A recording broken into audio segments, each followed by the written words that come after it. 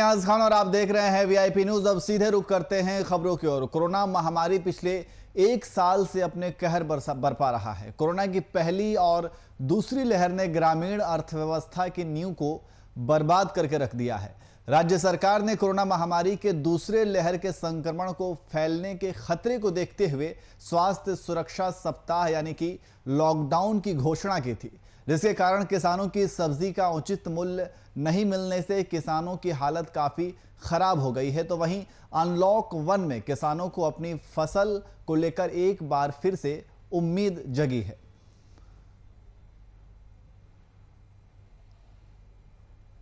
अभी 9 वो मतलब जिला में तो अभी बंधन में लगे हुए हैं ये सरकार का, लेकिन उम्मीद में किसान लगे हुए हैं कि फिर बाजार अच्छा पटरी में आके चलेगा।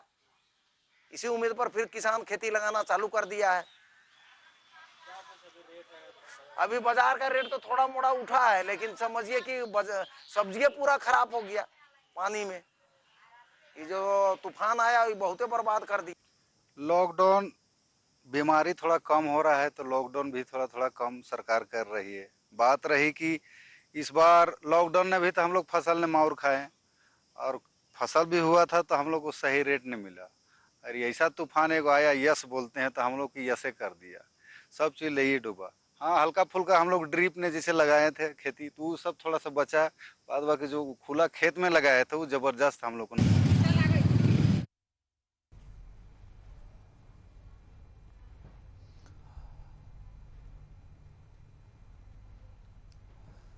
और इसी खबर पर अधिक जानकारी के लिए हमारे संवाददाता शुभम कुमार हमारे साथ लाइव जुड़ गए हैं। शुभम, जिस तरीके से ये देखा गया है कि पिछले 1-1.5 साल में जिस तरीके से कोरोना का कहर और कोरोना ने कहर बरपाया है, उससे एक तरफ देश की अर्थव्यवस्था भी पटरी से उतरी, कई लोगों की जानें गईं, लोग प्रवासी मजदूर अपने घर को लौट आया। और वहीं अगर किसानों की बात की जाए तो किसान भी इससे काफी प्रभावित हुए हैं। शुभम। नियाज, देखिए, महामारी के दौर में किसान वर्ग और कह सकते हैं झारखंड के अगर परिप्रेक्ष्य में बात करें तो किसान बेहद परेशान थे, क्योंकि जिस तरीका से झारखंड में कोरोना के महामारी को देखते हुए, बढ़ते हुए आंकड़े को देखते हुए मुख्यमंत्री हेमंत सोरेन ने लगातार कोरोना पर विचार विमर्श करने के बाद, कोरोना पर मंथन करने के बाद राज्यवासियों की जिंदगी को सर्वप्रिय मानकर झारखंड में स्वास्थ्य सुरक्षा सप्ताह लगाया।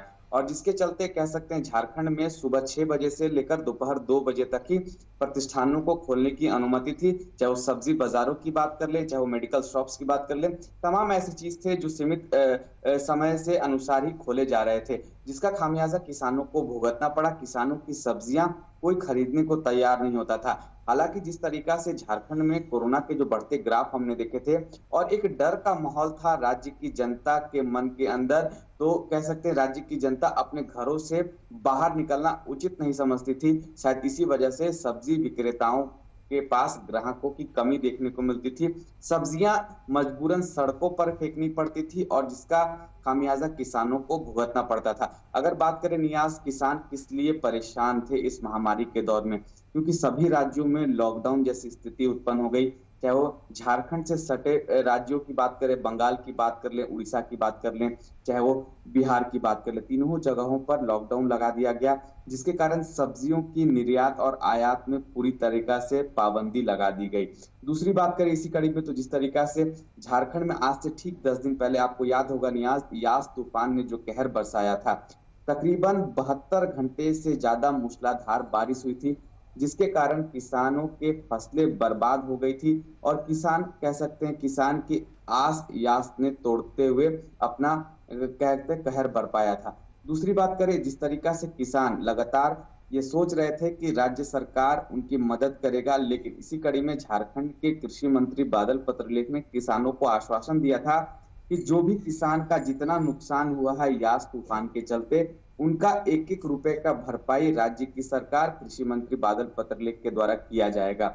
लेकिन अब यह देखना होगा यह धरातल पर नजर आता है कि नहीं। और इसी वजह से जिस तरीका से झारखंड में अगर मौजूदा परिस्थिति सब्जियों की लेकर बात करें तो झारखंड में सब्जियों के दाम अब आसमान छूते नजर आ रहे हैं। इसका वजह सिर्फ एक है, झारखंड में फसलें बर्बाद हो गई हैं, सब्जियां नष्ट हो गई हैं। चाहे वो कोई भी सब्जियों की बात कर ले, बंद गोभी की बात कर लें, शिमला मिर्च की बात कर लें, चाहे ऐसे कई सब्जियां हैं जो इस महामारी के दौर में कैसे यास तूफान के दौर में बर्बाद हो गई, जिसके कारण सब्जियों की कमी देखने को मिल रही थी और जो भी बचे कुछ सब्जियां थे उनके दाम आसमान छूते हुए दिखाई दे रही थी और राज्य की जनता उसे खरीदने में परहेज कर रही थी, जिसका सीधा इम्पैक्ट किसानों की जिंदगी पे पड़ रहा था और कहीं ना कहीं किसान अब भुखमरी के कगार पर होते हुए नजर आ रहे थे। जिन्होंने ड्रिप ग्रीडिंग करके जिन्होंने खेती की थी उनकी खेती थोड़ी बची जरूर थी, लेकिन जो खुले आसमान में खुले खेत में जो खेती कर रहे थे उनकी फसलें पूरी तरीका से बर्बाद हो गई थी।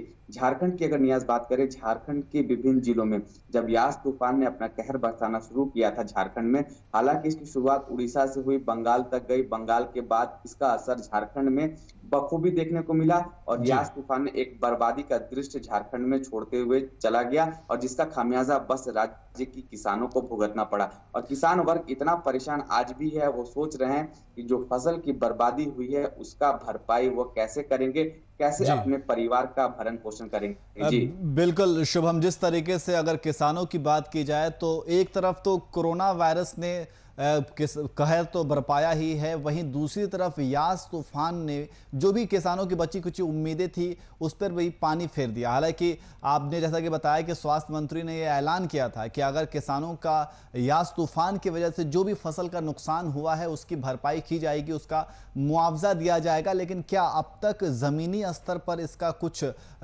इसकी कुछ शुरुआत की गई है? क्या किसानों को कुछ मुआवजा मिला है?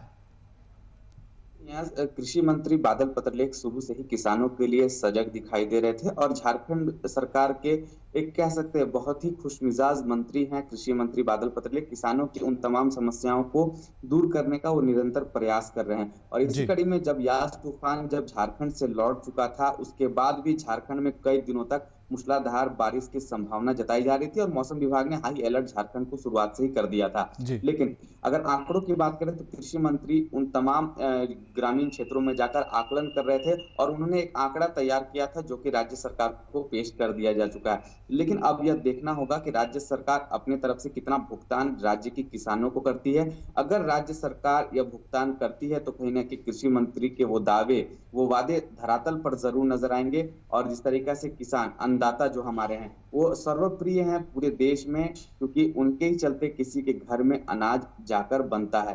तो कहीं ना कहीं किसानों की समस्याओं को सुनना सरकार की पहली प्राथमिकता है और उसी कड़ी में झारखंड सरकार पहल कर चुकी है। सरकार लगातार ग्रामीण क्षेत्रों में जाकर किसानों का समस्याओं को सुनने का प्रयास कर रही है।